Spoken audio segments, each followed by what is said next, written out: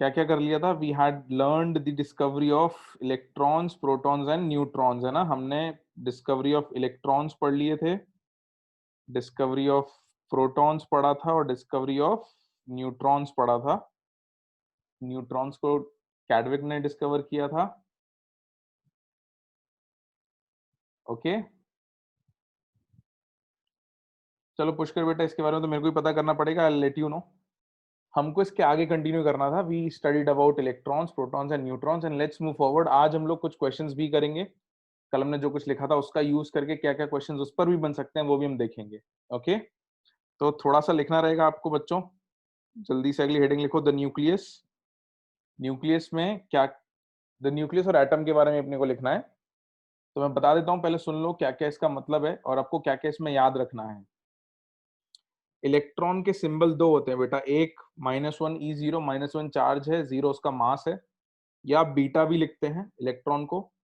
उसका एग्जैक्ट मास किलोग्राम में इतना होता है। आपको कितना याद रखना है? 9.1 तक याद रखना है। You have to remember till 9.1 into 10⁻⁻31 kilogram. ये वैल्यू बेटा आपको याद करनी पड़ेगी क्योंकि ये बहुत बार काम आएगी। चार्ज की वैल्यू भी आपको याद रखनी पड़ेगी, ये कन्वर्जन में आगे काम आएगी। इसको भी डेसिमल की एक पॉइंट तक याद रखना, 1.6 तक याद रख लेना। अभी लिख एक बार लो पूरा, बट याद आपको पूरा रखना पड़ेगा। डिस्कवरर भले ही आप चाहो तो लिखो, आप चाहो तो ना लिखो, आप चाहो तो इस पॉइंट ऑफ टेबल को डिस्कार्ड कर सकते हो, इट्स नॉट दैट इंपॉर्टेंट, यहाँ तक इंपॉर्टेंट है। लिख लो तो बहुत अच्छी बात है। एएमयू में मास, ये इलेक्ट्रॉन का लिखा हुआ है, this is the mass in AMU for electron. मैं इसमें डिमार्केशन बना देता हूँ। इसी तरीके से प्रोटॉन का मास किलोग्राम में, प्रोटॉन पे चार्ज उतना ही पॉजिटिव आएगा जितना इलेक्ट्रॉन पे नेगेटिव आएगा।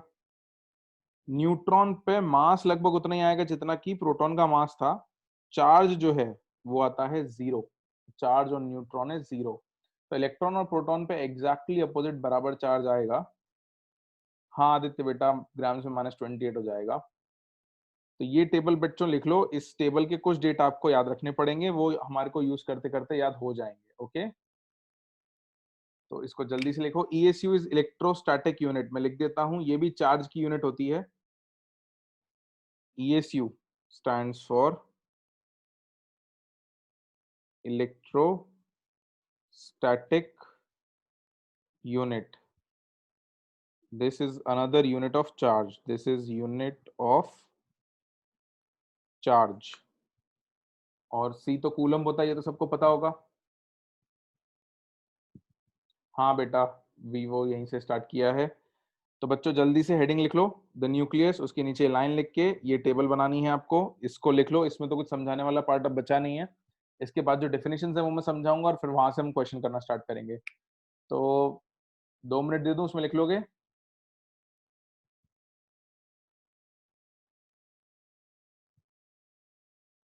ठीक है, 2 मिनट का टाइम है बेटा, लिख लो। जिन लोगों ने अभी ज्वाइन इन किया है बेटा, यही पहली हेडिंग है आज की, this is the first heading, और आपको ये टेबल बनानी है।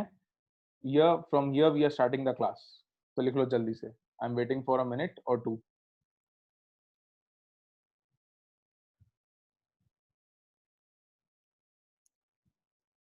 हाँ गीत बेटा, डिस्कवरी ऑफ न्यूट्रॉन के बाद यही लिखना है, जल्दी से लिख लो।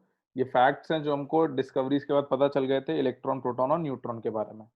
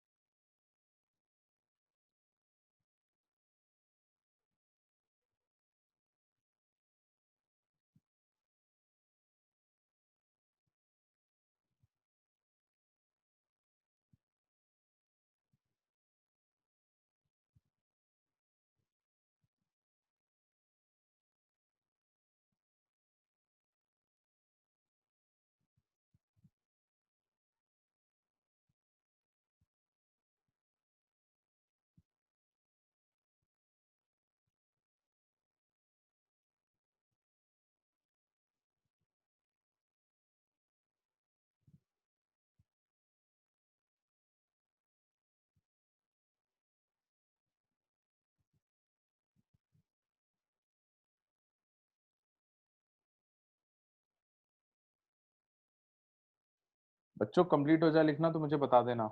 ओके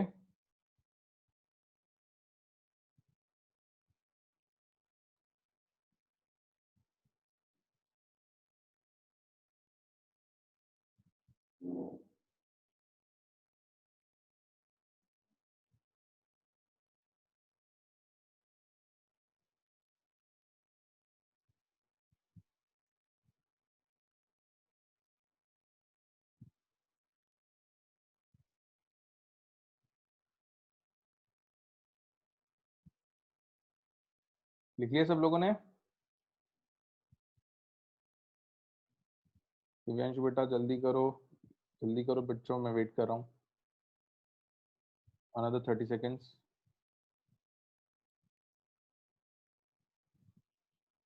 पीयूष बेटा इलेक्ट्रॉन पे चार्ज -1 लिखते हैं ना अपन। दिस इज चार्ज -1, प्रोटॉन पे चार्ज +1, तो चार्ज है।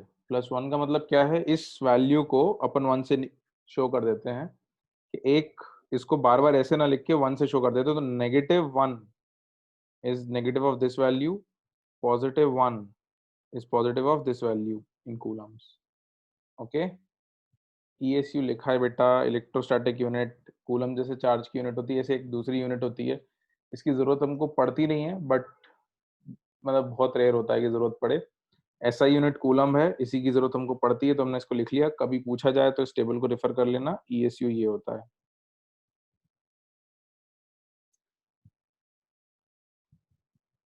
नहीं तरुण बेटा, प्रोटॉन्स अल्फा पार्टिकल नहीं होते हैं। Alpha particles are different from protons. Okay, U is for AMU बेटा। This is U, unified mass या AMU, भूल गए सब?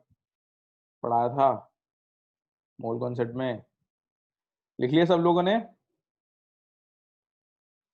चलो तो अगली हेडिंग लिखो, डेफिनेशंस। कुछ टर्म्स हैं जो प्रोटॉन्स, न्यूट्रॉन्स और इलेक्ट्रॉन्स पर डिपेंडेंट होते हैं, तो हम समझते हैं कि इनका मतलब क्या है। What are these terms and how are they decided on the basis of protons, neutrons and electrons. Okay चलो, तो मुझे बताओ कि आइसोटोप्स तो आपने पढ़े हुए होंगे। आइसोटोप्स का मतलब क्या है? What does isotope mean? Isotopes किनको कहते हैं? पहली हेडिंग आपको आइसोटोप लिखनी है बच्चों, उसमें फर्स्ट हेडिंग आइसोटोप्स, जिनका एटॉमिक नंबर सेम हो और मास नंबर अलग अलग हो। Very good. So the first heading that you have to write is isotopes. Number one, isotopes. Such atoms of the same element having same atomic number but different mass number are called isotopes. Example, hydrogen, deuterium and tritium. ठीक है, 1H1, 1D2, 1T3 are named as protium, deuterium and tritium. Ordinary hydrogen जो है वो protium होता है, बाकी दोनों उसके आइसोटोप्स हैं।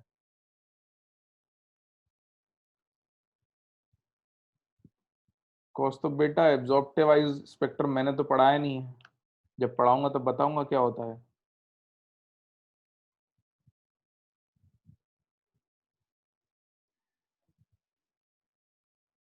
लिख लिया? थोड़ा टाइम लगेगा, लिखो जल्दी लिखो।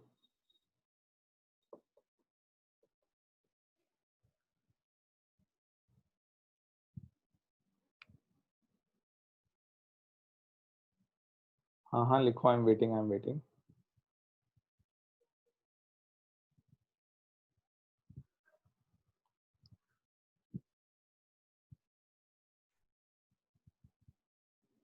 अभी पहले आइसोटोप्स लिख लो, फिर मैं आइसोबार्स बता देता हूँ, आइसोटोन्स, फिर आइसोइलेक्ट्रॉनिक, और फिर और भी हैं। इन पे कुछ क्वेश्चंस भी पूछूंगा तुम लोगों से भी। I will ask a few questions. एक एक करके लिख लो, पहले आइसोटोप्स लिख लो तो मुझे बता देना।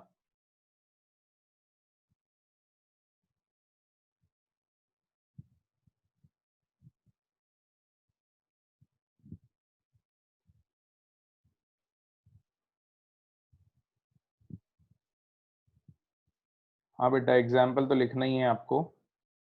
हाइड्रोजन, ड्यूटेरियम, ट्रिटियम के एग्जाम्पल लिखना है, यहाँ तक पहले लिख लो, प्रोटियम तक।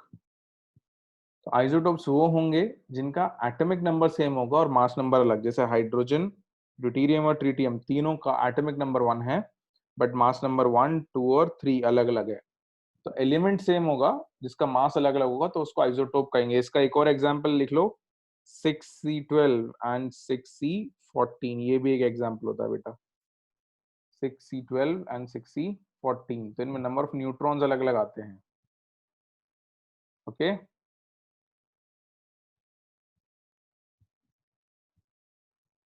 बिल्कुल। Cl35, Cl37 ये भी होंगे, ये हमने लिखे हुए थे। यहां तक सबने लिख लिया। नेक्स्ट इज बच्चों, सेकंड इज आइसोबार्स। आइसोबार्स क्या होते हैं? What are isobars? Very good Mokshika. जिनका मास नंबर सेम होगा और एटॉमिक नंबर अलग होगा। ठीक है, जिनका मास नंबर सेम है और एटॉमिक नंबर अलग है, मतलब आइसोटोप्स में जो सेम था वो बदल गया और जो अलग था वो सेम हो गया। आइसोटोप्स में मास अलग अलग था, यहाँ मास सेम है। आइसोटोप्स में बिल्कुल बिल्कुल। तो आइसोबार्स में लिख लो, such atoms of different elements which have same mass number and of course different atomic number are called isobars. एक एग्जांपल यहाँ लिखा हुआ है, और एक एग्जांपल मैं लिख देता हूँ, 6C12 सॉरी 6C14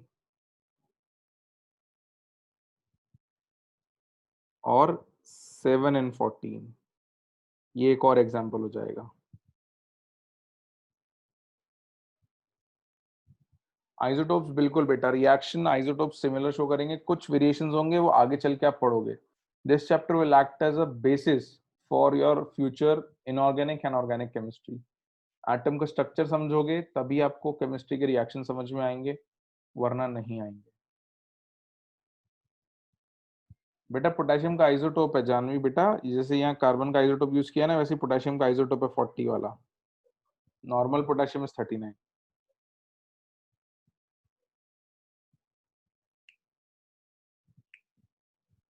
ठीक है, ये दो डेफिनेशन हो सकता है आपने पहले भी पढ़ी हो, कुछ नई डेफिनेशंस भी आएंगी।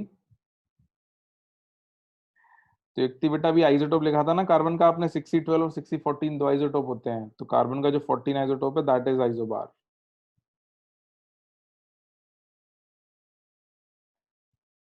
चलो, लिख लिया सब लोगों ने?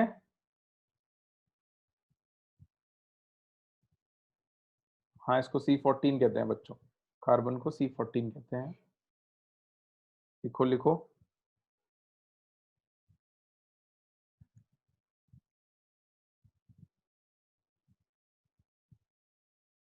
तो अगर एटॉमिक नंबर सेम है, मास अलग है, तो आइसोटोप कहेंगे।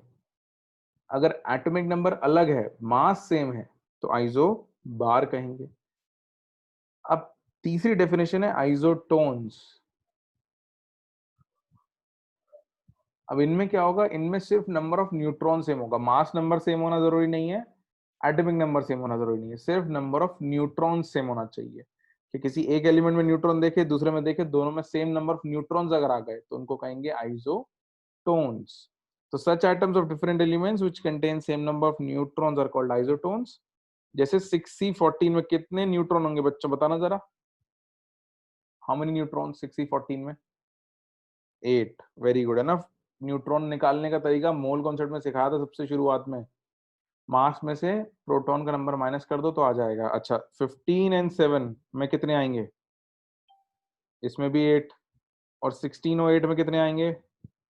8। ठीक है, तो ये दोनों आइसोटोप्स हैं, कार्बन और नाइट्रोजन के आइसोटोप्स ले रखे हैं, सब में नंबर ऑफ न्यूट्रॉन 8 आ रहे हैं, इसलिए these are called as isotones. A minus Z is same. Very good, इसको नोट कर लो जल्दी से।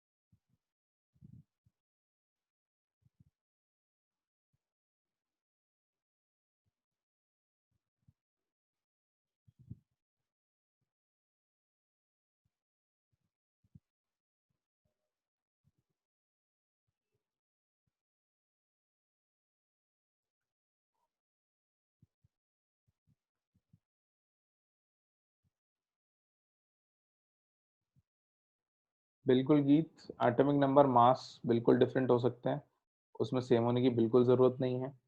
एग्जाम्पल आपको इसलिए दे रखा है, आप देख सकते हो कि सिर्फ नंबर ऑफ न्यूट्रॉन्स निकालो, अगर नंबर ऑफ न्यूट्रॉन सेम आते हैं तो उसको आइसोटोन कहेंगे।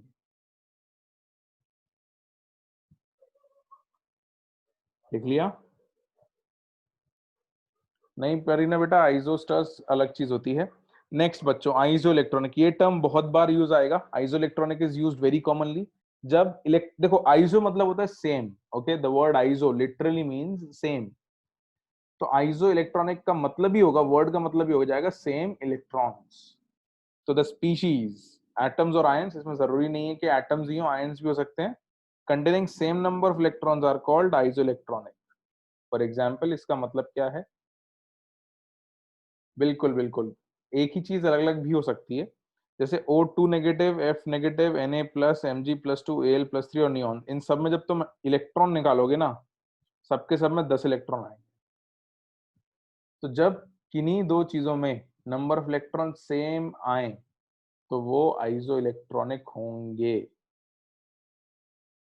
इसको लिखो, फिर मैं तुमसे क्वेश्चन भी पूछता हूँ। Right this down. Yes, only electrons. कैसी बातें पूछते हो यार, ऑब्वियस सी बात है, डेफिनेशन में लिखा है ओनली इलेक्ट्रॉन्स। हाँ, N3 नेगेटिव भी इसमें आ जाएगा, if you want you can add N3 negative, that will also have 10 electrons. इसको लिखो, फिर मैं एक क्वेश्चन पूछूंगा कि ये किस कैटेगरी में लाइक करता है।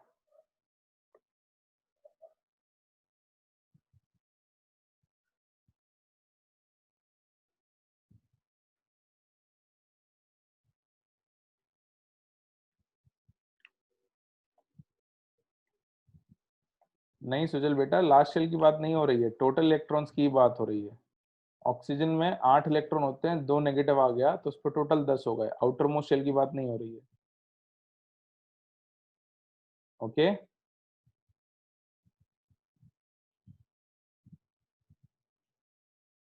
प्रेशर नॉर्मली ऐसा होगा, जरूरी नहीं है, लेकिन इट्स नॉट नेसेसरी कि एक ही पीरियड में सारे आइसो इलेक्ट्रॉनिक हो। लिख लिया क्या सब लोगों ने?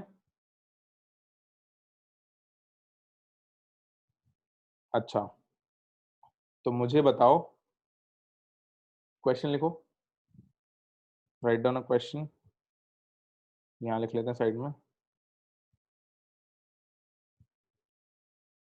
Is H2O iso electronic with N3 negative? क्या H2O आइसो इलेक्ट्रॉनिक है N3 नेगेटिव के साथ?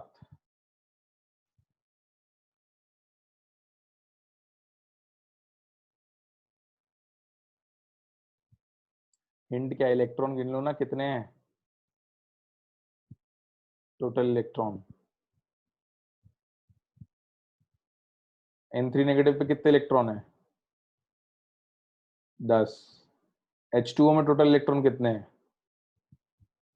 10। ठीक है, ऑल राइट। तो आंसर तो यस है। अच्छा, NH4 प्लस पे कितने इलेक्ट्रॉन बताना जरा। NH4 प्लस पे इलेक्ट्रॉन कितने हैं? 10। इस पे भी 10 ही आएंगे। NH4 also has 10 electrons. 7 nitrogen के, 4 हाइड्रोजन के, 11 होते हैं, लेकिन +1 चार्ज है यहाँ पे, यानी कि एक कम हो गया, तो 11 में से एक कम हो गया तो कितने बचे? 10। All right. अभी इसके और भी बहुत सारे एग्जांपल्स आएंगे आगे चल के, करवाऊंगा मैं। ठीक है, नेक्स्ट लिखो बच्चों, isodiaphers. Next heading, fifth definition, isodiaphers. ये थोड़ा सा नया होगा, ये आप लोगों ने शायद नहीं पढ़ा होगा, बाकी डेफिनेशन तो थोड़ी पुरानी थी।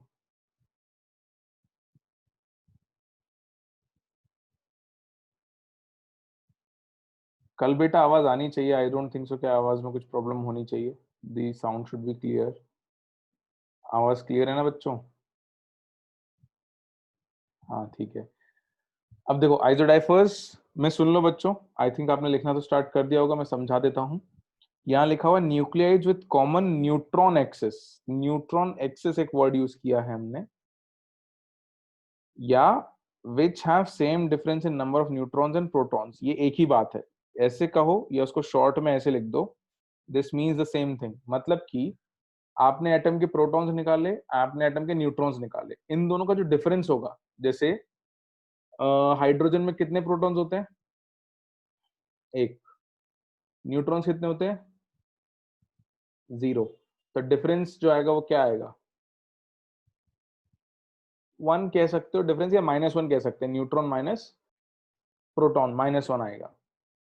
तो this is the difference between number of neutrons and protons. अब जैसे 6C12 था, इसमें न्यूट्रॉन कितने हैं बताओ जरा? 6, है ना? अच्छा, और प्रोटॉन कितने हैं? 6। तो डिफरेंस कितना आएगा? 0। ठीक है।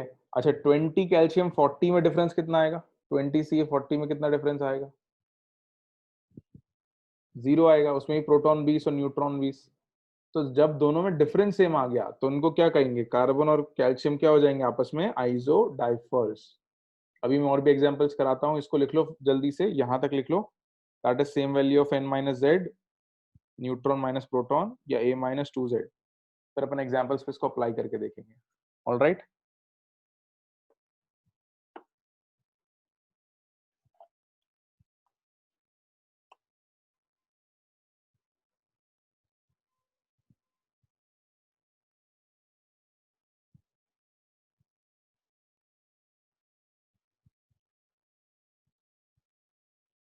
न्यूक्लियस मतलब न्यूक्लियस के अंदर। n-z को a-2z भी लिख सकते हैं, ये दोनों एक ही बात है। अगर याद हो तो हमने नंबर ऑफ न्यूट्रॉन कैसे लिखा था? नंबर ऑफ न्यूट्रॉन आता था a-z, और प्रोटॉन होते थे z। तो n-p जो होगा वो क्या हो जाएगा? a-z, which is a-2z। ठीक है।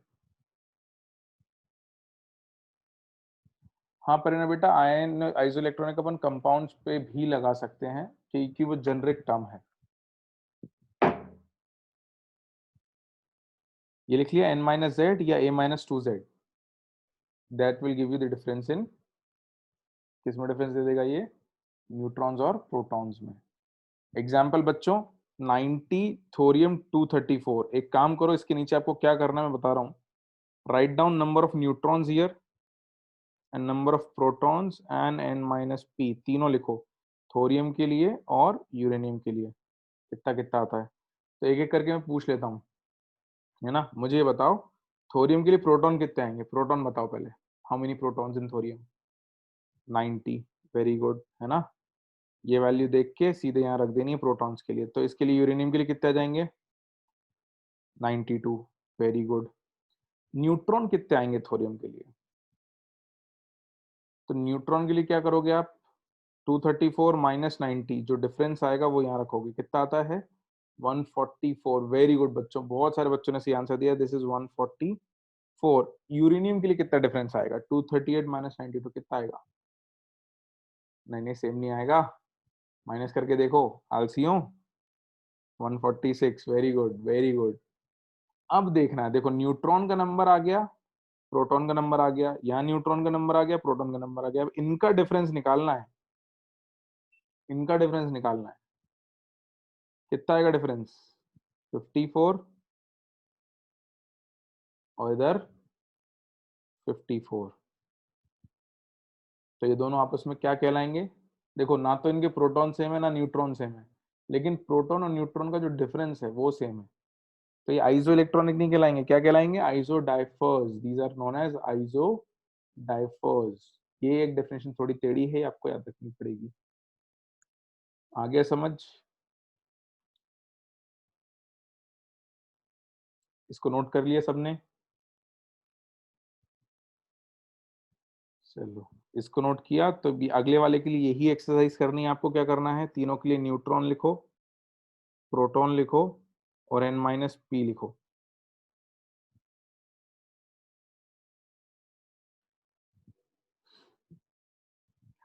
पार्थ कह रहा what are its uses if we know these. बेटा क्वेश्चन में कह दिया कि a species is isoelectronic with this, तो आइसोइलेक्ट्रॉनिक डेफिनेशन पता होगी तभी समझ में आएगा ना कि आइसोइलेक्ट्रॉनिक है तो कहना क्या चाहते हैं।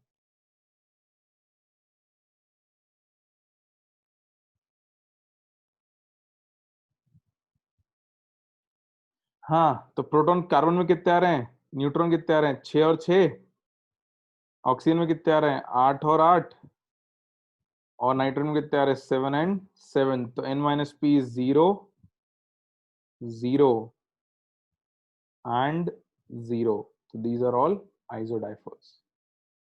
ठीक है, डेफिनेशन क्यों पता होनी चाहिए, इनके यूजेस क्या हैं। इनके यूजेस क्वेश्चन में डायरेक्टली बोल देते हैं कि भाई these two species are isodiaphers, इसके प्रोटॉन इतने तो न्यूट्रॉन कितने होंगे, या मास नंबर कितना होगा, कुछ भी पूछ लेंगे। All right, D I F E R S नहीं होता, D I P H E R S होता है, आइसोडाइफर्स, जिनमें नंबर ऑफ न्यूट्रॉन और प्रोटॉन का डिफरेंस सेम हो। लास्ट बच्चों आइसोस्टर्स और लिख लो, ये समझते हैं फिर क्वेश्चन करते हैं जल्दी से। आइसोस्टर्स, आइसोस्टर्स और आइसोइलेक्ट्रॉनिक में एक थोड़ा सा फर्क है। क्या फर्क है, इसको ध्यान से सुन लो। आइसोइलेक्ट्रॉनिक में हमने कहा था, सुन लो सुन लो सुन लो, आइसोइलेक्ट्रॉनिक में हमने कहा था कि इलेक्ट्रॉन बराबर होने चाहिए। एटम्स के ऊपर कोई कंडीशन नहीं थी कि एटम बराबर होने चाहिए या नहीं। Isoelectronic will have same number of electrons irrespective of number of atom. किसी में एक एटम हो सकता है, किसी में दो, किसी में चार, उस पर कोई लिमिट नहीं है।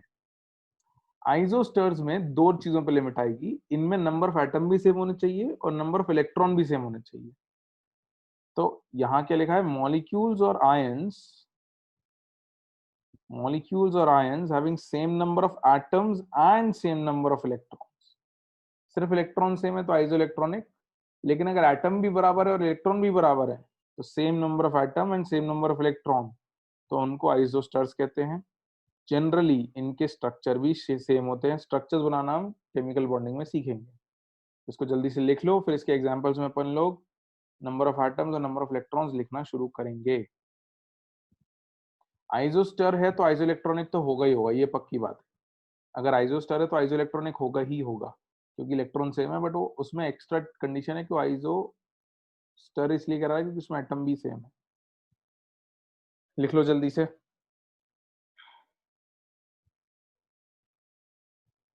हाँ प्रेशा बेटा सही है।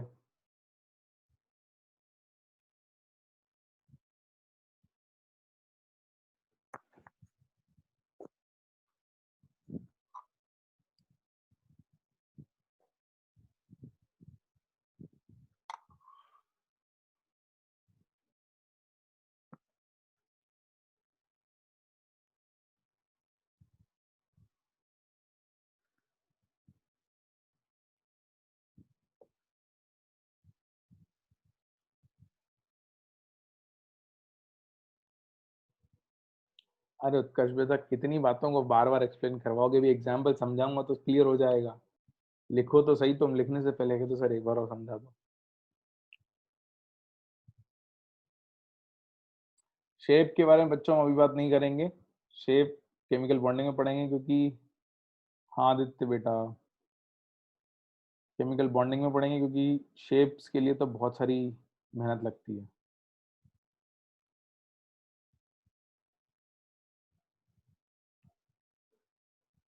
चलो देखो इधर ध्यान से, मनन रैंडम बातें अभी मत पूछो। हमने कहा कि नंबर ऑफ एटम्स भी सेम होने चाहिए और नंबर ऑफ इलेक्ट्रॉन भी सेम होने चाहिए। अरे उत्कर्ष देख तो लो यार, तुम मतलब अब दिमाग गुस्सा दिलवाओगे तुम, है ना। जब समझा रहा हूँ तो समझो तो सही, आएगा ना समझ में सब। अभी तक हुआ है क्या मतलब कि तुमको कोई चीज समझ में नहीं आई हो पूरी समझाने के बाद, अब तुम आधी समझी हुई चीज को बीच में पूछोगे तो फिर कैसे आएगा। हाँ, नंबर ऑफ एटम्स, कार्बन और 4 हाइड्रोजन, कितने एटम है यहाँ पे, कितने लिख दूं यहाँ। अरे 10 कहाँ से एटम पूछ रहा हूँ, 5। इधर कितने एटम है, NH4 में कितने एटम है, NH4 प्लस में 5। ठीक है, एटम सेम आ गए। अब इलेक्ट्रॉन पे आते हैं, कार्बन पे कितने इलेक्ट्रॉन होते हैं, 6, 4 हाइड्रोजन पे कितने होंगे? 4, तो यहाँ टोटल इलेक्ट्रॉन कितने हो गए? 10। कोई चार्ज है क्या इसके ऊपर? कोई चार्ज है क्या? नहीं है, तो 10 के 10 आ ही जाएंगे ना यहाँ इलेक्ट्रॉन। तो इलेक्ट्रॉन कितने लिख दूं? 10 लिख दूं? हाँ चलो, वेरी गुड। अब आगे आओ। या नाइट्रोजन पे कितने इलेक्ट्रॉन होते हैं? नाइट्रोजन पे कितने होते हैं? 7, वेरी गुड। 4 हाइड्रोजन पे कितने होंगे? 4, तो टोटल कितने हो गए? 11। लेकिन यहाँ +1 चार्ज है, +1 चार्ज है मतलब एक इलेक्ट्रॉन हटाना है, तो 11 में से एक हटा दोगे तो कितने बचेंगे? 10। तो इलेक्ट्रॉन 10। तो अगर दो चीजों में एटम भी बराबर हूं, इलेक्ट्रॉन भी बराबर हूं, तो इनको हम क्या कहेंगे? क्या कहेंगे? आइसोस्टर्स। आई बात समझ में? और एक एग्जाम्पल है ना अभी, और एक एग्जाम्पल, अगला एग्जाम्पल। और अब मेरे को तुमसे सीधे आंसर्स चाहिए ना इसमें। ये बताओ CO2 में एटम कितने हैं? एटम कितने हैं? 3। N2 में एटम कितने हैं? 3। अब जरा नंबर ऑफ इलेक्ट्रॉन गिन के बताना मेरे को।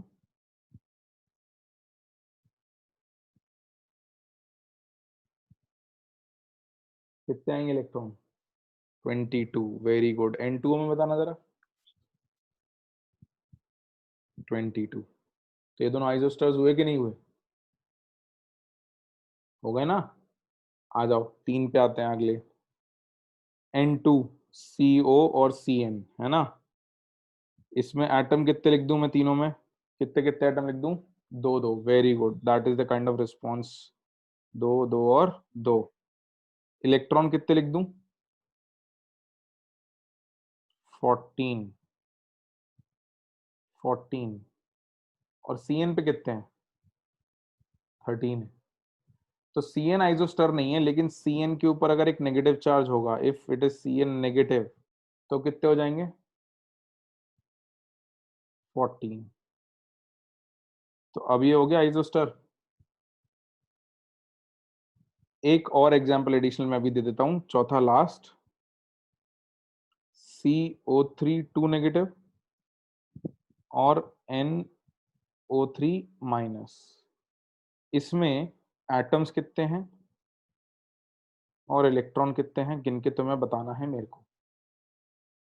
एटम तो आसान है, 4 4 हो गए, चलो बढ़िया है। एटम 4 और 4 लिख दिए मैंने। इलेक्ट्रॉन बताओ कितने हैं? इलेक्ट्रॉन 54 आ रहे हैं क्या? 54 नहीं आ रहे होंगे यार। No no, not 54।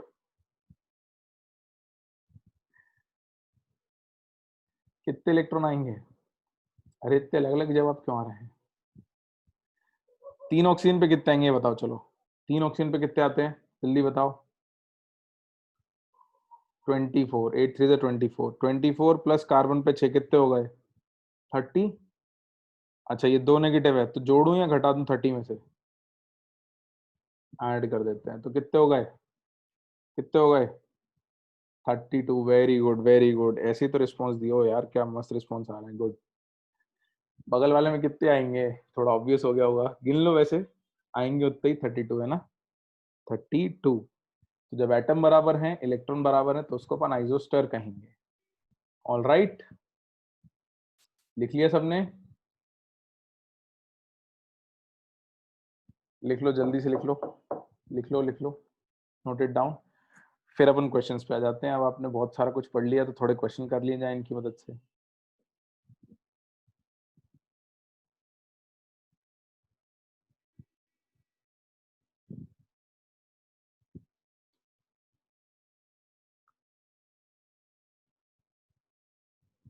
ऐसे क्वेश्चन एग्जाम में पूछे जाएंगे क्या? पूछे जा सकते हैं अगर आसान सवाल पूछना होगा तो, है ना। कभी कभी आ जाते हैं, ऐसी बात नहीं है। आइसो इलेक्ट्रॉनिक तो मैंने कितनी बार आया है। चलो बच्चों, क्वेश्चंस लिखो।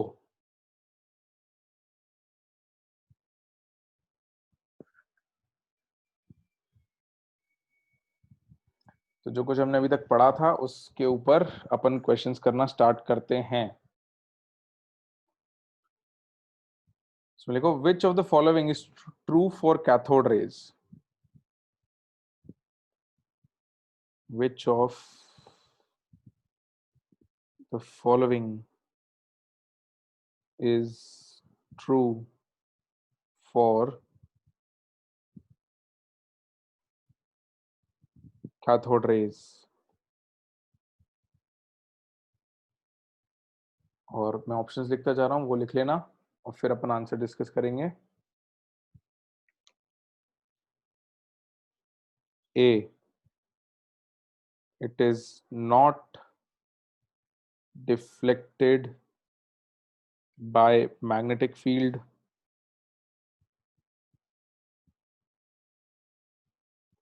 B, it is an electromagnetic wave, in bracket light wave. C,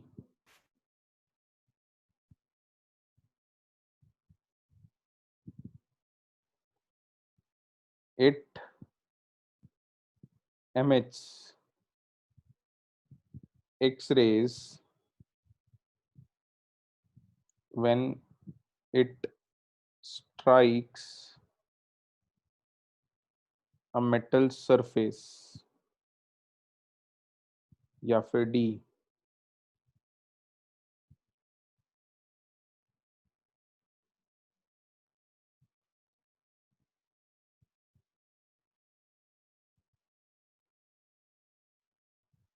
या फिर D.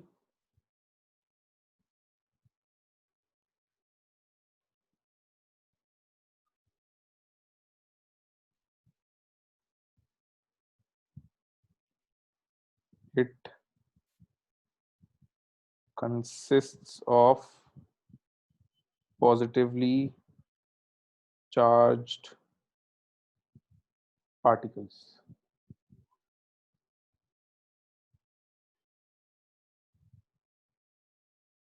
D कैसे आएगा?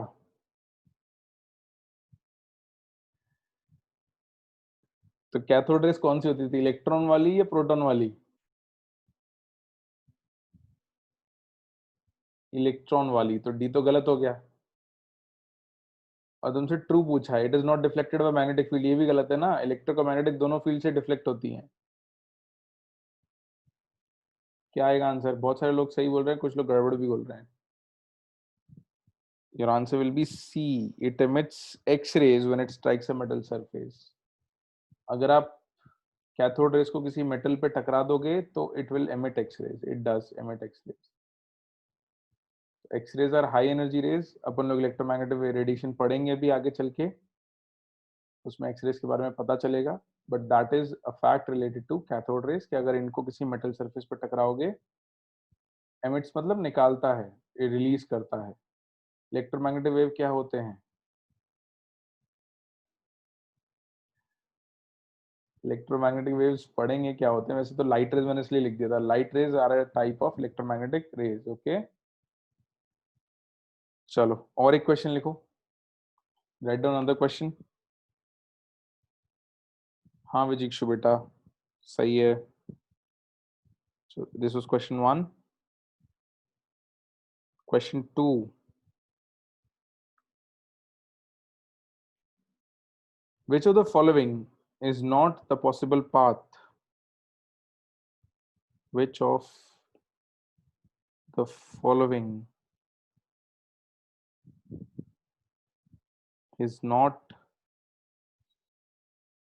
a possible path of cathode rays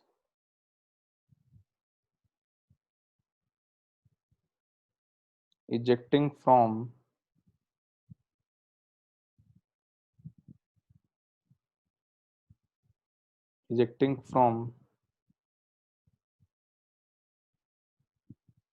the surface of a cathode?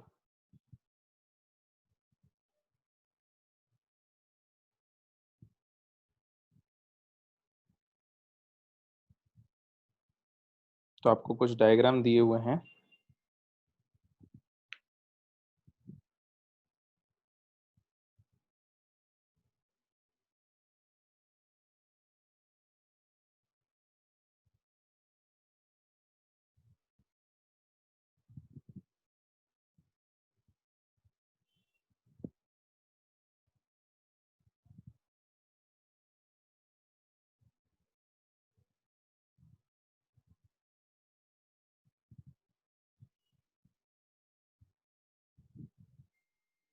ये डायग्राम आपको बनाने हैं।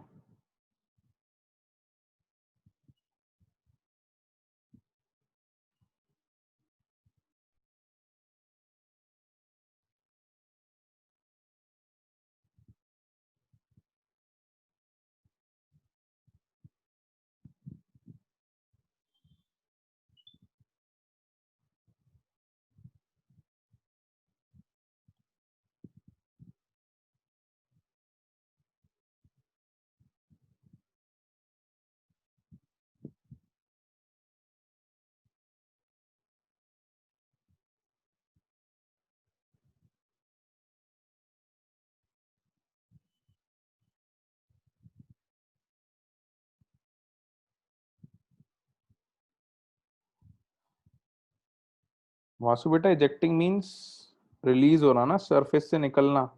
इजेक्टिंग टर्म तो सुने होंगे यार कितनी बार।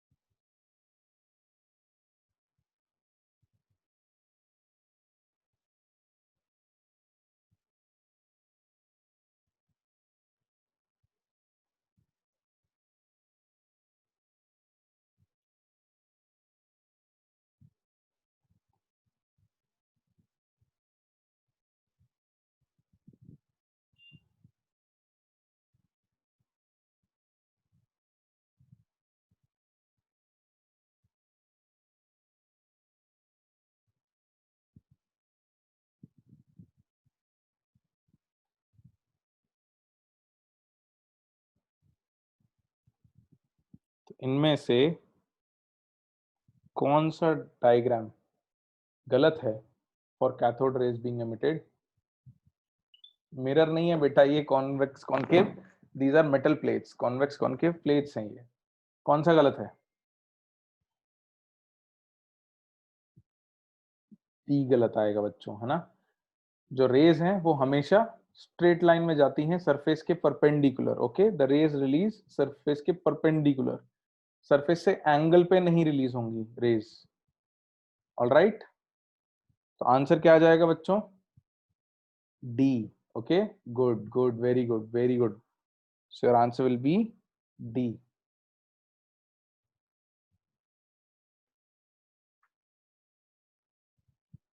कैथोड रेज जो होती हैं वो हमेशा सरफेस के परपेंडिकुलर निकलती हैं। परपेंडिकुलर मतलब 90 डिग्री पे। जैसे इसमें देखोगे तो यहाँ एंगल 90 डिग्री आएगा, these are releasing at 90 degree, these are releasing at 90 degree, these are also releasing at 90 degree, but this angle is not 90, तो ये गड़बड़ है। ठीक है, एनोड रेज सरफेस से नहीं निकलती है बेटा। अगला क्वेश्चन ही उसी के ऊपर है। Next question is on anode rays.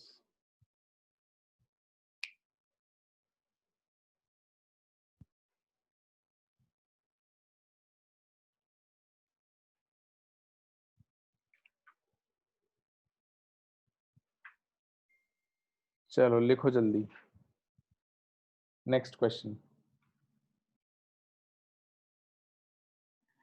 किसी किसी डाउट पूछते हो कि सर 90 क्यों? वैसे तो उसका एक्सप्लेनेशन है, बट अभी के लिए प्रॉपर्टी की तरह याद रखो कि the rays are emitted at 90 degree angles to the surface. उसके एक्सप्लेनेशन के लिए तुम्हें बहुत कुछ समझाना पड़ जाएगा, पूरी फिजिक्स समझानी पड़ जाएगी, इलेक्ट्रोस्टैटिक्स और इलेक्ट्रोडायनेमिक्स। ठीक है,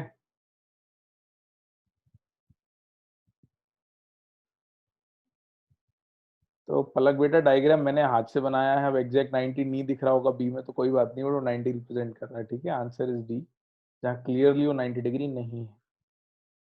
ठीक है, क्वेश्चन ये बताने के लिए है कि कैथोड रेज की प्रॉपर्टी है कि those release at 90 degrees from the surface of electrode. ये समझाने के लिए, ये बताने के लिए आपको क्वेश्चन कराया है। क्यों है क्यों नहीं है इसके लिए आपको फिजिक्स पढ़नी पड़ेगी, जिसको आप कहोगे इलेक्ट्रोस्टैटिक्स एंड इलेक्ट्रोडायनेमिक्स। वो आपके क्लास 12th में आएगा। Okay, as of now remember this is a property. Okay, next पढ़ो, नेक्स्ट क्वेश्चन लिखो बच्चों, write down the next question.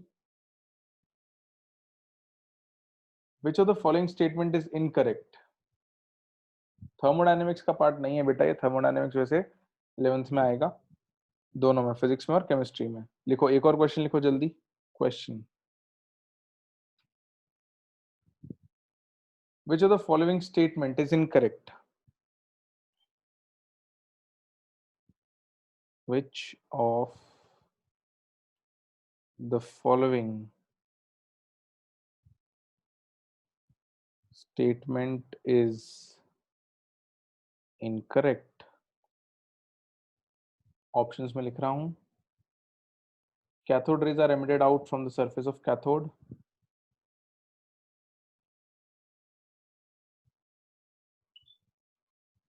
Cathode rays are emitted out of surface of cathode. B, cathode rays travel in a straight line.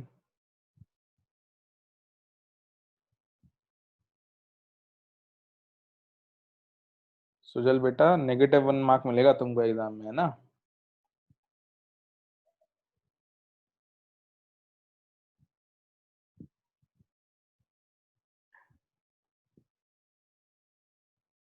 C, anode rays are heavier than cathode rays.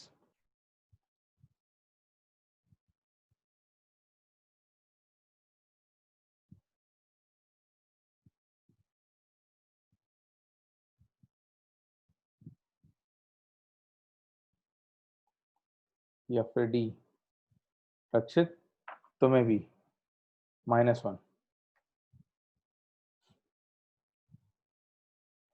D, anode rays are emitted out from the surface of anode.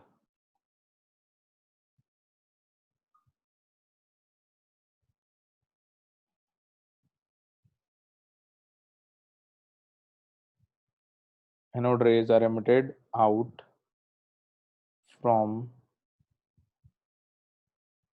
the surface of anode. अब बताओ कौन सा गलत है? हालांकि इस question की hint मैंने पिछले क्वेश्चन में दे दी थी।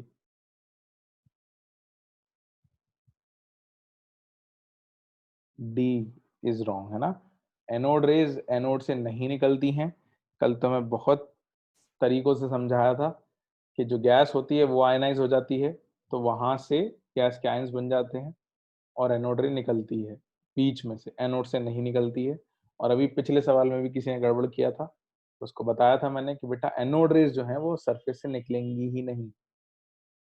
ठीक है, बिल्कुल पॉइंट सी सही है, क्योंकि इलेक्ट्रॉन लाइटर होता है, प्रोटॉन हेवियर होता है, तो एनोड रेज आर हेवियर, उनमें प्रोटॉन या आयंस होते हैं, तो in any of the two cases those are heavier. Your answer will be D.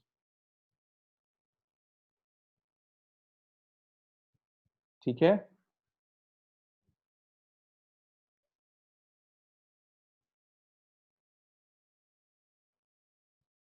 चलो तो एक कैलकुलेशन वाला क्वेश्चन पूछ लूं तुम लोगों से।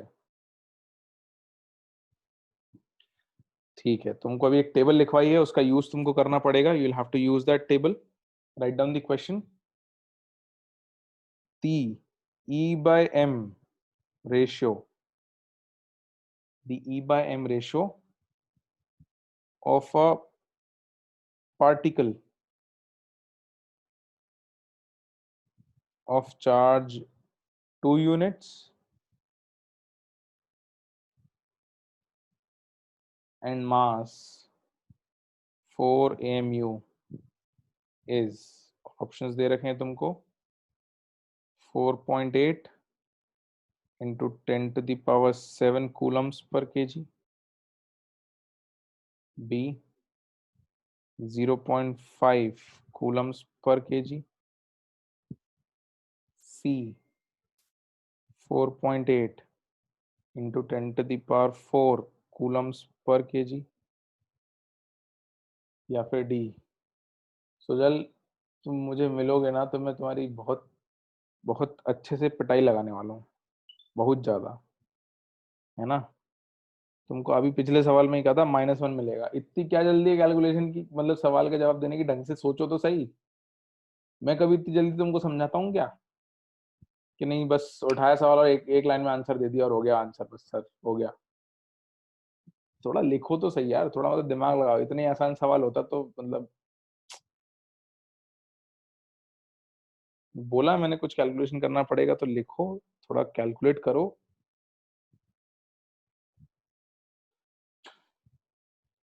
अब तो मतलब सोचल सही में पिटोगे तुम, -0.5 ऑप्शन ही नहीं है। ढंग से ऊपर की टेबल यूज करो, कैलकुलेट करो और फिर बताओ मेरे को कि क्या आंसर आएगा।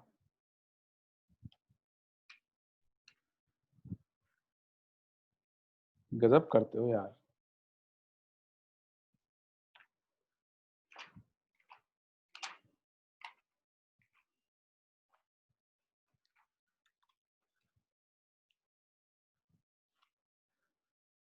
चलो कुछ लोगों ने कैलकुलेट करके आंसर देना शुरू किया है, देखते हैं क्या आंसर आता है।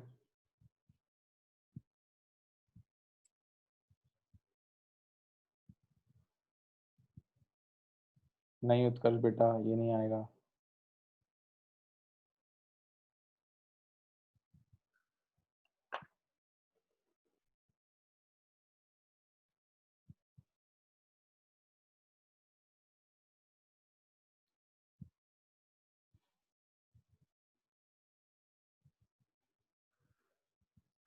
आज टेबल में चार्ज दो नहीं देखना, टेबल में चार्ज का कन्वर्जन देखना है, 2 यूनिट चार्ज का वैल्यू कितनी आएगी। अच्छा चलो मैं, मुझे ये बताओ, चार्ज जो है 2 यूनिट को कूलम में कितना लिखोगे, 2 इंटू क्या कर दूं मैं, 2 इंटू क्या कर दूं बताना जरा। कुछ टेबल में वैल्यू लिखवाई थी, कूलम 1 इलेक्ट्रॉन पे कितना चार्ज होता है, 1.6 into 10⁻19। Very good, very good बच्चों, जिन जिन ने आंसर दिया वेरी गुड। तो 1 यूनिट की वैल्यू बताई थी, 1 यूनिट चार्ज, +1 या -1 डिपेंडिंग अपॉन साइन, लेकिन उसकी वैल्यू होती थी 1.6 इंटू 10⁻19 कूलम्स। 1.6 इंटू 10⁻19 कूलम अभी टेबल में लिखवाया था, है ना। चार्ज इतना आ गया, मास कितना आएगा 4 AMU, तो ये कितना होगा 4 इंटू क्या कर दूं, AMU का केजी में कन्वर्जन क्या है,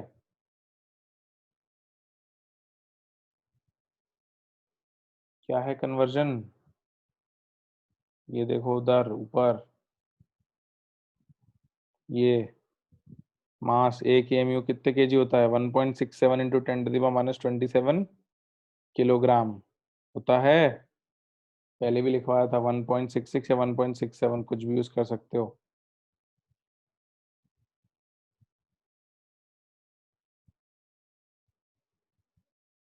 हाँ लिखवाया हुआ है मैंने, है ना। दिस इज 1.66 या 1.67, 66 ले लेते हैं, इंटू 10⁻27 किलोग्राम। अब चार्ज आ गया, मास आ गया, दोनों का रेशो निकालो कितना आता है, निकालो रेशो।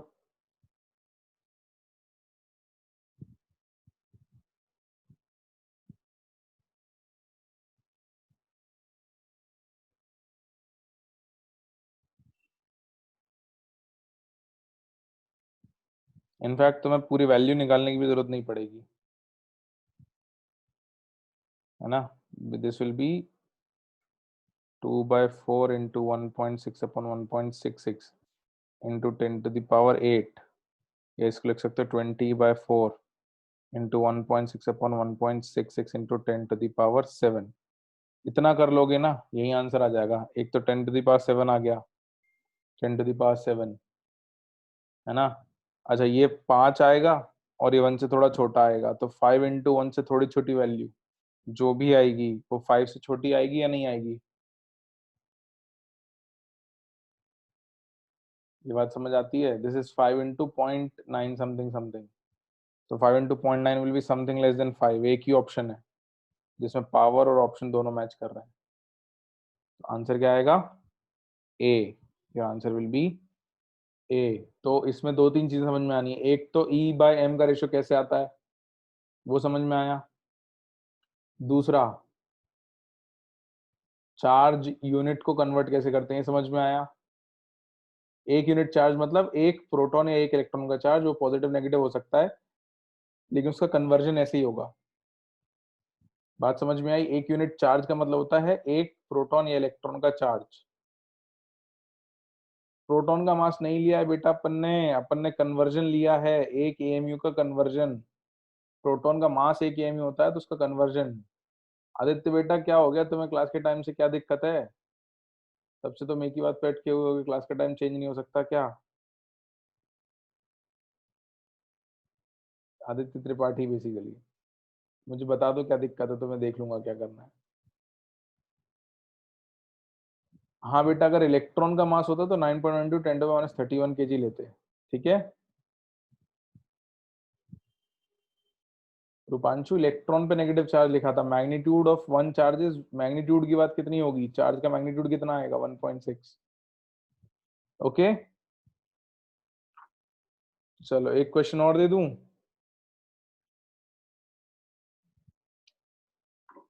ये थोड़ा पढ़ा दूं फिर पूछ लूं एक क्वेश्चन और। चलो एक क्वेश्चन और पूछता हूँ, इसमें दिमाग लगाना पड़ेगा ना। एक छोटा सा क्वेश्चन फिर अपन आगे पढ़ते हैं। फटाफट लिखो बच्चों, ई बाय एम का ही सवाल है।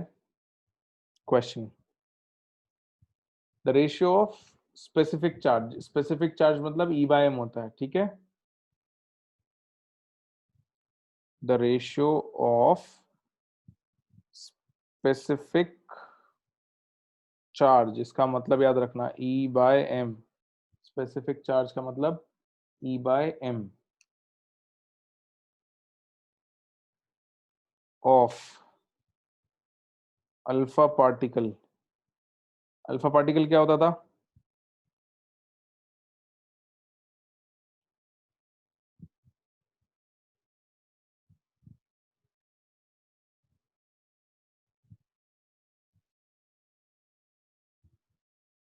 अल्फा पार्टिकल क्या होता था? हीलियम का न्यूक्लियस विदाउट इलेक्ट्रॉन, ठीक है। Alpha particle is 2He4 di positive, ठीक है। Of alpha particle and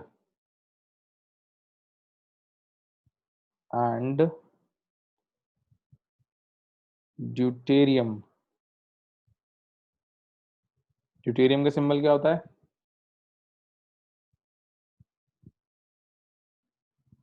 one H2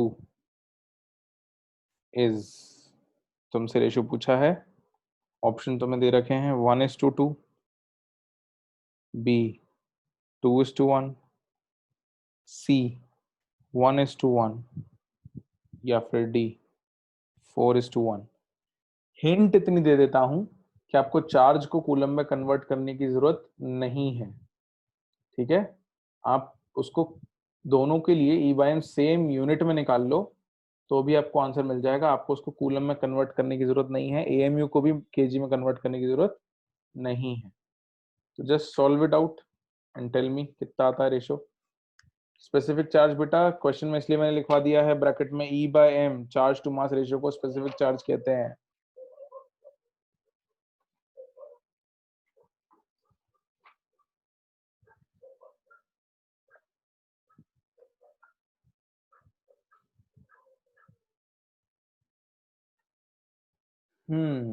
काफी लोगों ने सही आंसर निकाला है, कुछ लोगों ने गड़बड़ आंसर निकाला है।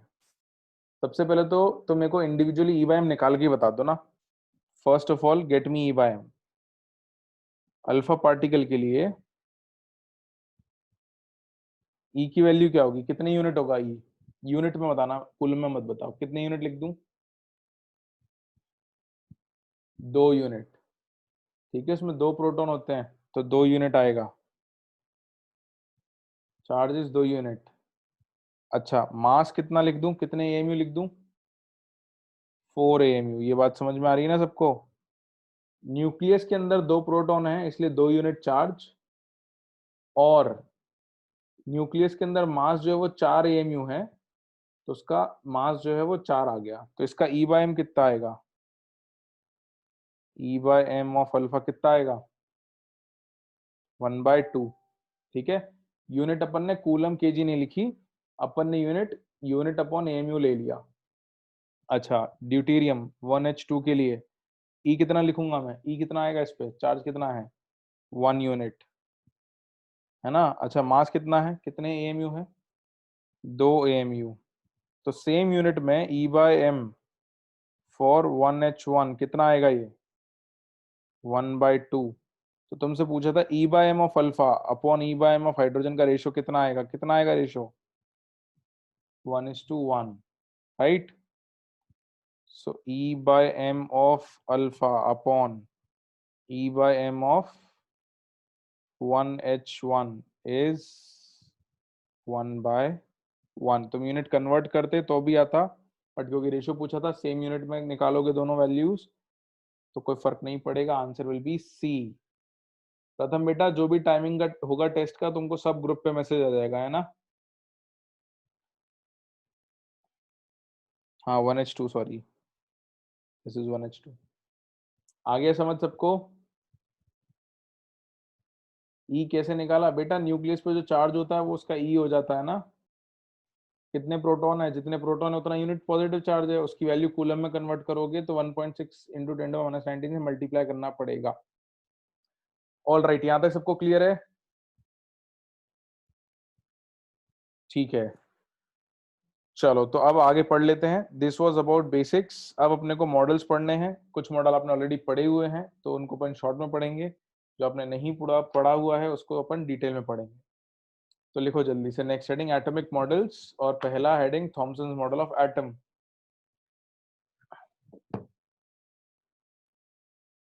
गुड, चलो अच्छी बात है। टेस्ट के टाइमिंग आ चुके हैं आपके ग्रुप पे, तो वहां पे आप चेक कर लेना जिसको भी डाउट हो। थैंक यू टाइमिंग बताने के लिए, थैंक्स। Good good good. चलो बच्चों जल्दी आगे, अगली हेडिंग एटॉमिक मॉडल्स, और पहला कौन सा मॉडल है? ए थॉमसन्स मॉडल ऑफ एटम। तो थॉमसन ने इलेक्ट्रॉन की डिस्कवरी करने के बाद अपना एक मॉडल प्रपोज किया था, after he discovered the presence of electron. तो इसको लिख लो जल्दी से, फिर मैं समझाता हूँ। इस मॉडल का नाम क्या था जरा बताओ? कुछ कहते थे तुम इसको, कोई तो फल का नाम या कुछ डिश का नाम होता था। हाँ, कुछ तो ऐसा, प्लम पुडिंग, या फ्रूट का नाम, मतलब कौन सा फ्रूट? वाटर मेलन, है ना? ऐसा कुछ नाम होता था। तो फटाफट लिख लो इसको।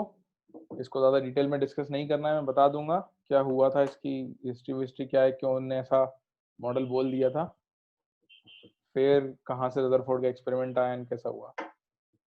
हाँ बिल्कुल, रेजिन मॉडल भी कहते हैं, वो सब पूछूंगा मैं भी तुमसे बाद। नाम तो तुम्हें सब पता है कि, तो लेकिन ये नहीं पता कि पुडिंग क्या होती है, प्लम क्या होता है, रेजिन क्यों कहते हैं इसको।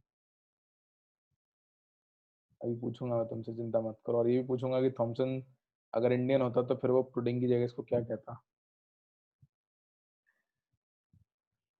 श्रेय कह रहा है पता है गुरुजी। चलो अच्छी बात है, तो अच्छी बात है, मैं पूछूंगा तो बता देना। अरे बिस्कुट नहीं होता, और एक खीर भी नहीं होती। अरे बूंदी का लड्डू भी नहीं होता। पहले लिख लो जल्दी से, बाद में बताना। जल्दी लिखो लिखो, अभी तुम लिखो, नहीं तो मैं तुम्हारी चैट बंद कर दूंगा ना। जल्दी लिखो, लिख लो तो मुझे बता देना है कि लिख लिया, फिर अपन डिस्कस कर लेंगे कि what is a plum and what is a pudding.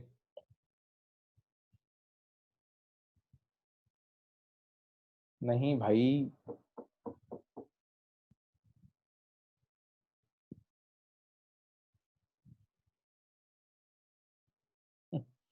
ऐसा भी नहीं है Shashank, pudding is not a fluid.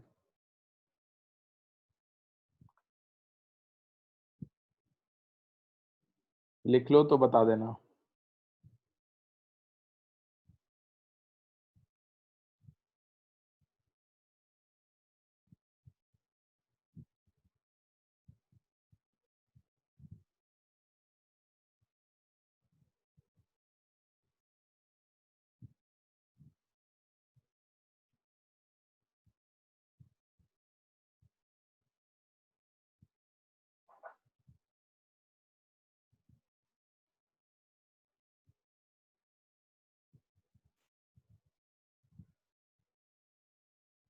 हाँ हाँ डायग्राम बनाना है, बिल्कुल। ठीक है, डायग्राम बनाओ जल्दी से। बेटा वीडियो भी आना चाहिए और ऑडियो भी आना चाहिए, सब आना चाहिए, कोई दिक्कत नहीं होनी चाहिए। I don't think there is a problem.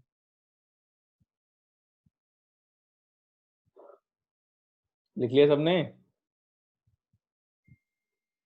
अरे जल्दी लिखो लिखो लिखो लिखो। कितनी देर दे दूं, 30 सेकंड में लिख लोगे?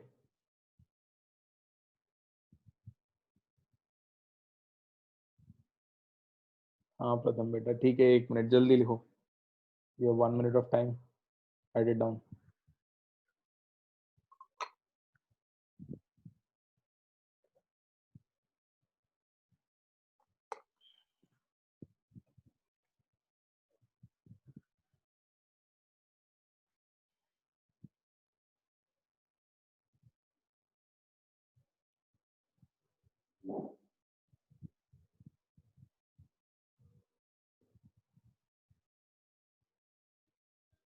हाँ भाई, डायग्राम बनाना है, कितनी बार पूछोगे एक ही बात, बनाना है।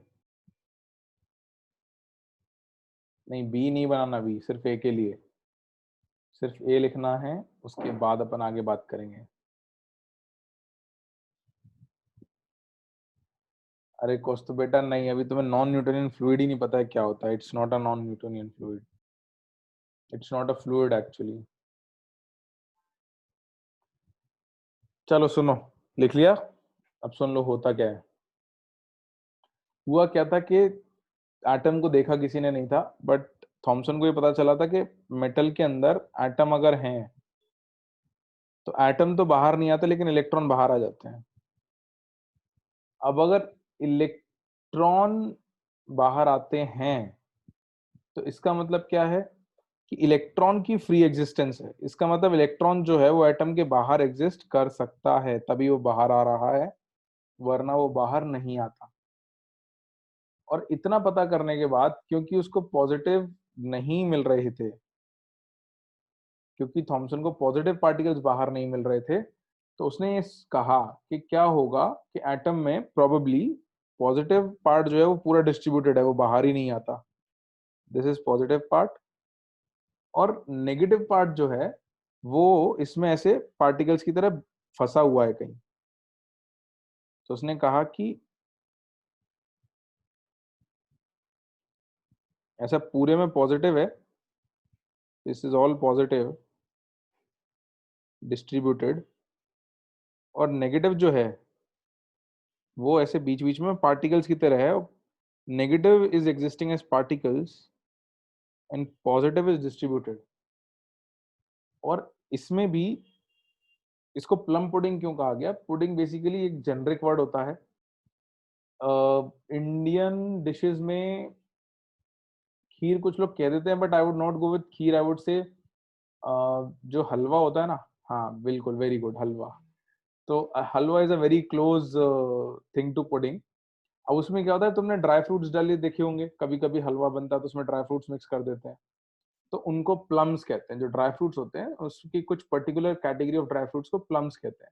तो उसने कहा कि पुडिंग में जैसे प्लम रैंडमली बटे हुए होते हैं, प्लम को पुडिंग से अलग किया जा सकता है। Plums can be remove from pudding. उसी तरीके से इलेक्ट्रॉन्स को एटम के बाहर लाया जा सकता है।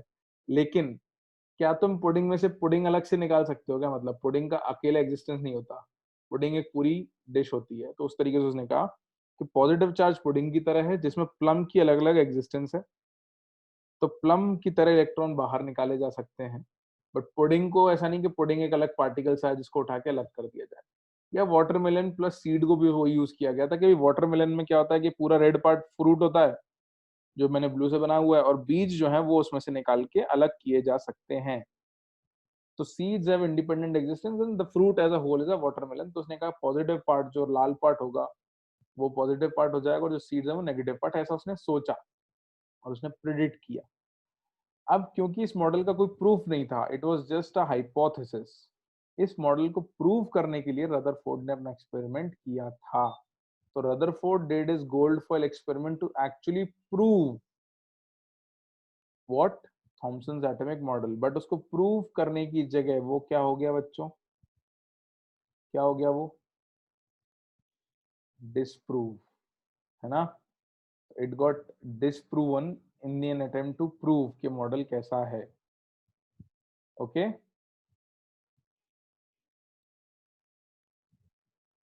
Stop sending the same message Karan again and again, मुझे एक बार में दिख जाता है, ठीक है। ओके, तो next what you have to do is you have to go on to the Rutherford's model. हम लोग पूरा एक्सपेरिमेंट का डायग्राम नहीं बनाएंगे, और आई डोंट थिंक सो कि आवाज कम आ रही है। Karan, you can simply increase the volume of your handset और laptop, whatever it is. Okay, तो हम लोग बच्चों रदरफोर्ड का पूरा मॉडल नहीं बनाएंगे, वो डायग्राम नहीं बनाएंगे, मतलब आप लोगों ने उसको बनाया हुआ होगा। आपको सिर्फ रदरफोर्ड एक्सपेरिमेंट लिखना है और ये उसके एक्सपेरिमेंट का बेसिक डायग्राम बनाना है, जो उसके ऑब्जर्वेशन थे वो समझाने के लिए कि क्या ऑब्जर्वेशन थे। ओके, और जिन लोगों को वॉल्यूम थोड़ा कम आ रहा है बच्चों, आपको अपने सिस्टम की वॉल्यूम थोड़ी सी बढ़ानी पड़ेगी, because I don't think I am speaking softly, मतलब I am speaking on the same audio level that I generally speak on.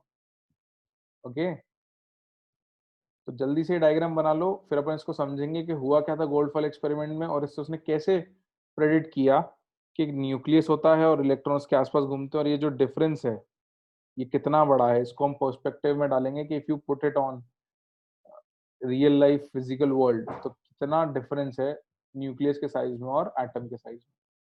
तो जल्दी से ये डायग्राम बना लो बच्चों, फिर हम कुछ बातें और लिखेंगे इसके बारे में। और इसको बनाने के लिए 1 मिनट काफी होगा I guess.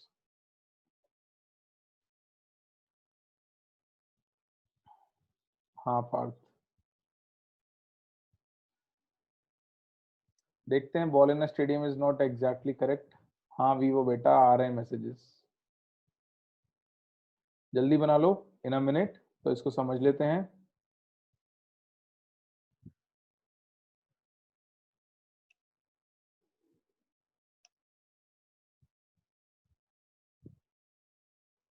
Tarun kind of कह सकते हैं, सही बात है।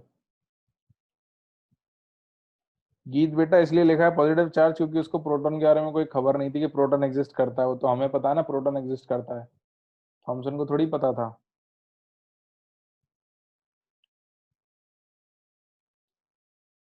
तो ये डायग्राम जल्दी से बना लो, फिर अपन लोग समझना शुरू करेंगे।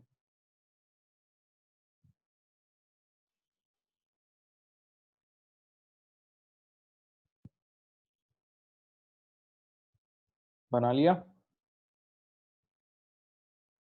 हाँ हाँ बिल्कुल पढ़ा है ना, ये तो तुमने 9 10 में पढ़ा होगा, रदरफोर्ड एक्सपेरिमेंट कैसी बात कर रहे हो। डायग्राम बना लिया सबने? इसमें एक डायग्राम और छोटा सा आपको साइड में बनाना है, मैं उसको बना रहा हूँ, आप लोग भी बना लेना। You have to make multiple atoms.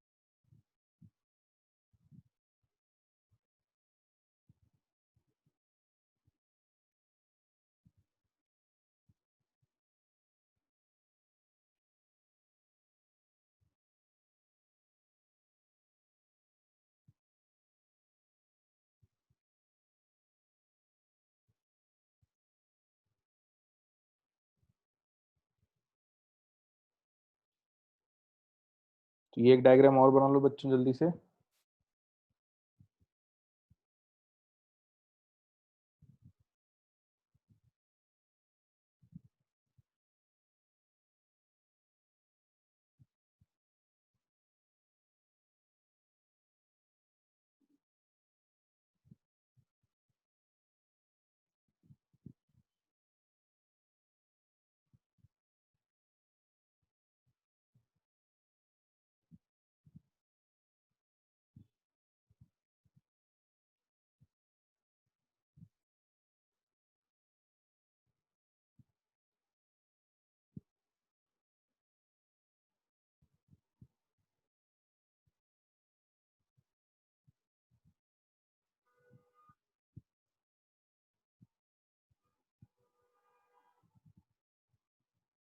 This kind of a diagram. तो न्यूक्लियस को एग्जैक्टली टच तो करने का कॉन्सेप्ट नहीं होता है बच्चों, टच करना उस लेवल पे, इतने छोटे लेवल पे कोई बात नहीं होती है। बट हाँ, वी कैन से कि न्यूक्लियस से वो रिपेल होता है, जितना पास में आएगा उतना डिफ्लेक्शन ज्यादा आएगा। तो when it is very close, हाँ बिल्कुल, ये क्लास 9th में कहीं आया होगा। तो इसको बना लो जल्दी से, फिर इससे समझते हैं कि उसने क्या क्या पता किया, क्या क्या उसको पता चला। जो एग्जैक्टली न्यूक्लियस से टकराए वो 180 के आसपास एंगल से वापस चले गए, और जो न्यूक्लियस के साइड से टकराए वो थोड़े डिफ्लेक्ट हो गए।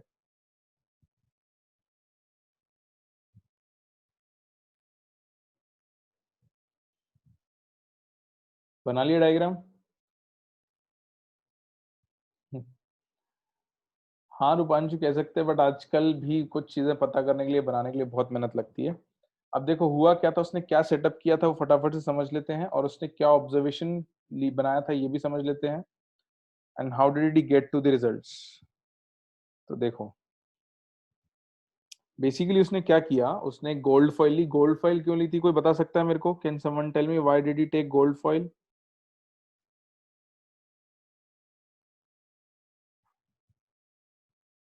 गोल्ड सबसे ज्यादा मेलिएबल है ना, तो वो सबसे ज्यादा मेलिएबल है, तो वो सबसे ज्यादा पतली थिन शीट में बन सकता है। Gold can be made into a thin sheet, और उससे पतली मेटल की शीट हम नहीं बना सकते। एक एटम थिन तो नहीं कहेंगे आदित्य बेटा, एक एटम थिन नहीं थी, कुछ ज्यादा नंबर ऑफ एटम थिन थी, but it was the thinnest possible metal. उससे पतला किसी और मेटल को नहीं बनाया जा सकता। और उसने उसके बाद उसको क्या किया, उसको रखा और यहाँ फ्लोरेसेंट स्क्रीन ले ली,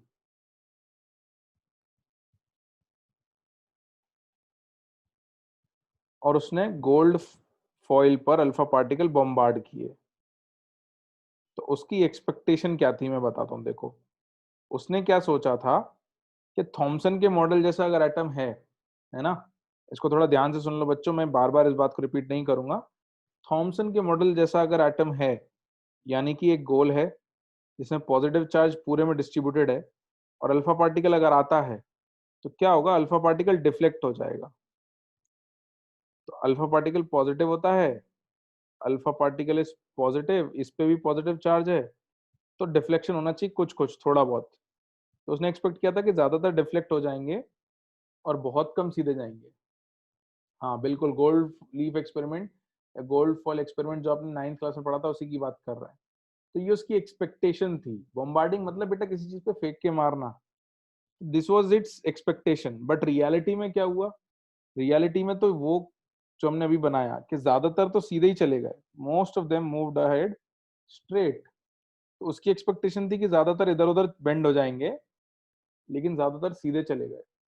तो इससे उसने प्रूफ या उसने डिड्यूस किया कि भाई जैसा थॉमसन ने कहा है वैसा एटम का मॉडल नहीं है।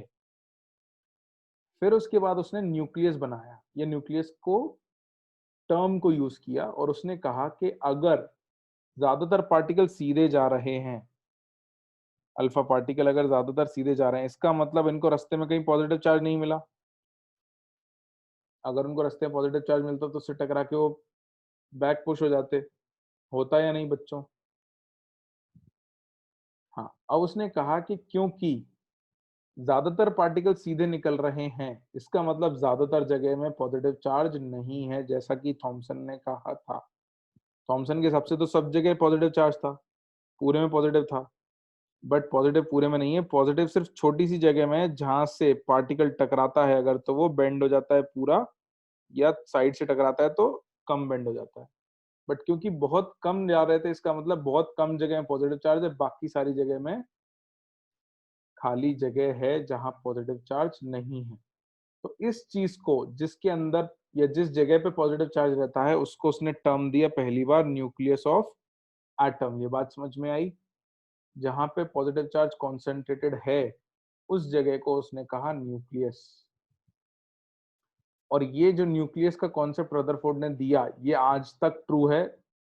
इनफैक्ट जो हम लेटेस्ट मॉडल पढ़ेंगे, जो तुमने अभी तक नहीं पढ़ा है, उसमें भी इस न्यूक्लियस के बारे में कोई भी चीज नहीं बदली है, न्यूक्लियस रिमेन्स द सेम। इसके बाद उसने कहा कि अब क्योंकि पॉजिटिव चार्ज यहाँ है और नेगेटिव चार्ज नहीं है, तो नेगेटिव चार्ज कहाँ होगा? नेगेटिव चार्ज कहाँ होगा? न्यूक्लियस के बाहर होगा, है ना। तो उसने कहा कि ये जो बाहर की जगह है, जहाँ खाली जगह है, यहाँ पे क्या घूमता है? नेगेटिव चार्ज का इलेक्ट्रॉन। ठीक है, जैसे सन जो था उसके आसपास प्लैनेट्स घूमते हैं, तो वैसे ही रदरफोर्ड ने कहा कि जैसे सन के आसपास प्लैनेट घूम रहा है, ऐसे ही न्यूक्लियस के आसपास इलेक्ट्रॉन घूम रहा है, ऐसा रदरफोर्ड का कहना था। ओके। फ्लोरोसेंट स्क्रीन क्या है? फ्लोरोसेंट स्क्रीन बेटा वो चीज है जिस पे कोई पार्टिकल टकराता है तो वो ग्लो करती है, क्योंकि ये पार्टिकल हमको दिखते तो है नहीं, तो कोई चीज दिखती नहीं है तो उसका प्रेजेंस कैसे पता करेंगे? ग्लो से। All right. तो ये सब रदरफोर्ड ने डिड्यूस किया बेस्ड ऑन हिज ऑब्जर्वेशन कि न्यूक्लियस में खाली जगह है, सॉरी न्यूक्लियस में पॉजिटिव चार्ज है, बाकी का एटम खाली जगह है। ओके,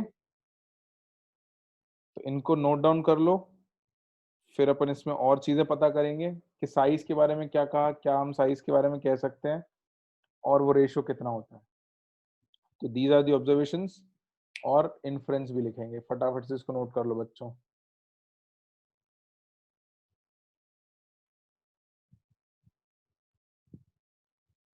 पार्थ बेटा 180 एग्जैक्ट नहीं कह रहे हैं, स्क्रीन एग्जैक्ट पीछे थी भी नहीं। ठीक है, इसको बना लो, मैं समझा दूंगा। मतलब लिख लो जल्दी से 3 पॉइंट्स को, write down these 3 points observations, and then I'll explain. Or this was nearly 180, not exactly 180. Screen was something like this. एक छोटा सा गैप था उसमें जिसके थ्रू अल्फा रे जा रही थी, और जो वापस यहाँ आ रही थी, this was nearly 180। Okay, not exactly 180। अरे गर्व बेटा, तुम्हें जाना है तो तुम बार बार बाय क्यों कर रहे हो? क्लास मैंने तो एंड की नहीं है, तो why are you saying bye sir? अगर तुम ये सोच रहे हो कि this is a very smart way of telling sir के सर क्लास का टाइम हो गया है, तो please don't. Okay, why alpha particles were used? Alpha particles बेटा इसलिए यूज होते हैं क्योंकि alpha particles are positively charged particles, and we had sources of alpha particles. हमारे पास अल्फा पार्टिकल के सोर्स होते थे, होते हैं। हमारे पास और कोई दूसरे पॉजिटिव चार्ज के सोर्सेज नहीं होते हैं।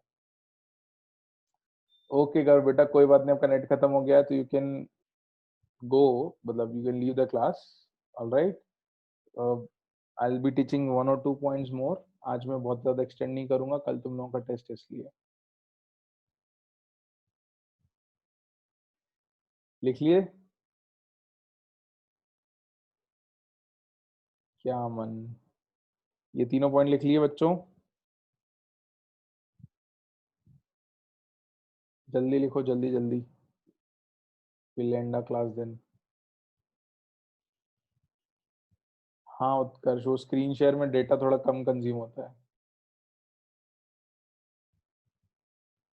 अल्फा पार्टिकल एक्सट्रैक्ट नहीं करते बेटा, अल्फा पार्टिकल एमिट होते हैं, बहुत सारे अल्फा पार्टिकल के सोर्स होते हैं। Radioactive elements are sources of alpha particle.